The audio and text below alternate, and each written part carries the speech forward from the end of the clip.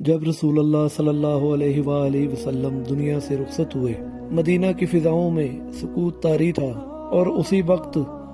حضرت فاطمہ الزہرا سلام اللہ علیہا مسجد نبوی میں آئیں اور ایسا خطبہ ارشاد فرمایا جس نے تاریخ پر گہرے نقوش چھوڑ دیے۔ جب اللہ نے اپنے نبی صلی اللہ علیہ وآلہ وسلم کو انبیاء کے گھر کی طرف بلا لیا تو تمہارے اندر نفاق کے کانٹے ابھر آئے، دین کا لباس تم میں پرانا ہو گیا اور روحانیت کا نور ماند پڑ گیا۔ شیطان نے اپنے ٹھکانے سے سر نکالا اور تمہیں اپنی طرف بلایا تو اس نے تمہیں اپنی دعوت پر لپکتے ہوئے پایا۔ تم نے اپنی حد سے آگے بڑھ کر دوسروں کے حق پر ہاتھ ڈالا، جبکہ ابھی عہد رسول صلی اللہ علیہ وآلہ وسلم قریب تھا،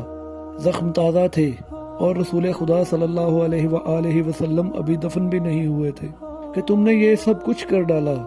تم نے کہا کہ اگر تم نے یہ قدم نہ اٹھایا تو فتنہ ہوگا، خبردار